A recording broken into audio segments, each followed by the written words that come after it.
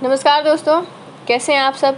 चलिए शुरू करते हैं आज का टॉपिक, भारत पर मुस्लिम आक्रमण। इससे पहले हमने देखा कि इस्लाम का उदय कैसे हुआ। यदि आप इस चैनल पर नए हैं तो सबसे पहले तो आप चैनल को सब्सक्राइब कर लीजिए और वीडियो पसंद आए तो लाइक ज़रूर कीजिएगा। तो अब बताइए, भारत पर मुस्लिमों का पहला आक्रमण कब हुआ। तो वो हुआ है 1712 ईस्वी में।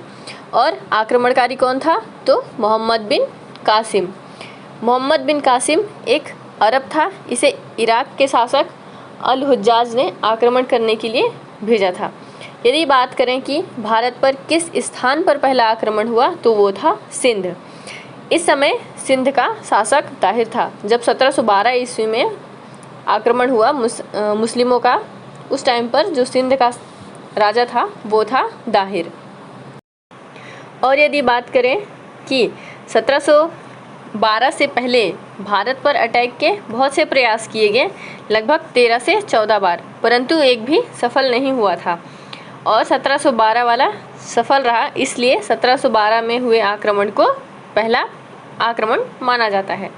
प्रयास की बात करें तो पहला प्रयास हुआ था 636 ईस्वी में और 711 में भी हुआ उबैदुल्ला के नेतृत्व में, जिसमें वो सफल नहीं हुआ, पराजित हो गया और मारा गया।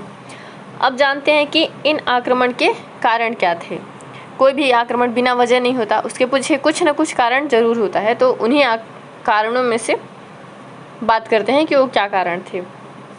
तो इसके पीछे कई कहानियाँ प्रचलित हैं, जिनमें से एक या दो मैं आपको बता रही हूँ। तो एक ग्रंथ है चचनामा, उसमें इसकी जानकारी दी हुई है कि अरबों द्वारा सिंध पर विजय कैसे हासिल किया गया।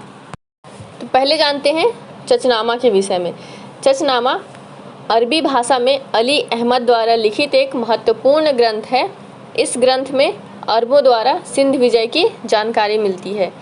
नासिरुद्दीन कुबाचा के समय इसका फारसी में अनुवाद अली बिन बफ कूफी ने किया था। सिंध में अरब इतिहास की पहली पुस्तक भी मानी जाती है और इसका जो दूसरा नाम है उसको फतेहनामा के नाम से भी जानते हैं। अब बात करते हैं कि हमले के कारण क्या थे। तो फतेहनामा या फिर चचनामा के अनुवादक अली बिन बफ कूफी लिखते हैं कि श्रीलंका के राजा ने बगदाद के गवर्नर हुज्जाज बिन यूसुफ के लिए कुछ तोहफे भेजे थे, जो कि दिबाल बंदरगाह के करीब लूट लिए गए। इसमें महिलाएं भी मौजूद थी।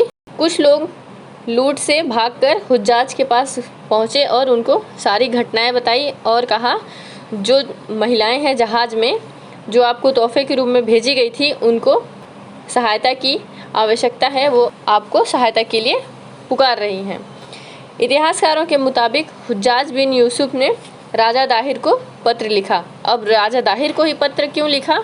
तो जो दिबाल बंदरगाह है वो सिंध में है और उस समय जो सिंध का शासक है वो है दाहिर, इसलिए दाहिर को पत्र लिखा और आदेश जारी किया कि जो औरतें और लूटे गए सामान हैं उनको वापस कर दिया जाए। जो राजा दाहिर हैं उन्होंने साफ साफ इनकार कर दिया और कहा कि लूट मार उनके इलाके में नहीं हुआ है। तो ये थी पहली कहानी। अब बताती हूँ इसके पीछे की जो दूसरी कहानी है वो। ओमान में दो भाई थे, माविया बिन हारिस सलाफ़ी और मोहम्मद बिन हारिस सलाफ़ी। इन दोनों ने खलीफा के खिलाफ बगावत कर दी, जिसमें अमीर सईद मारा गया। चचनामा के मुताबिक मोहम्मद अलाफ़ी ने अपने साथियों के साथ मकरान में पनाह लिया। यहाँ पर राजा दाहिर की हुकूमत थी। तो बगदाद के गवर्नर ने पत्र लिखकर राजा दाहिर को कहा कि बागियों को उनके सुपुर्द किया जाए या उनके हवाले कर दिया जाए, परंतु राजा दाहिर ने अपने ज़मीन पर पनाह लेने वालों को उनके हवाले करने से इनकार कर दिया। तो ये थी कारण हमले की वजह।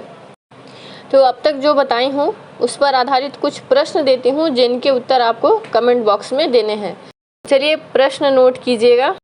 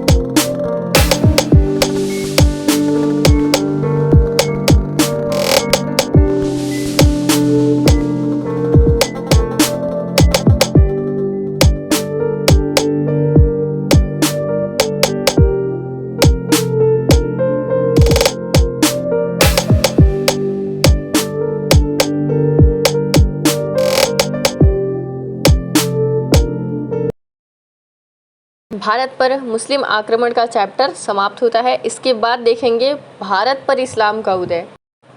तब तक के लिए धन्यवाद। मिलते हैं अगले वीडियो में।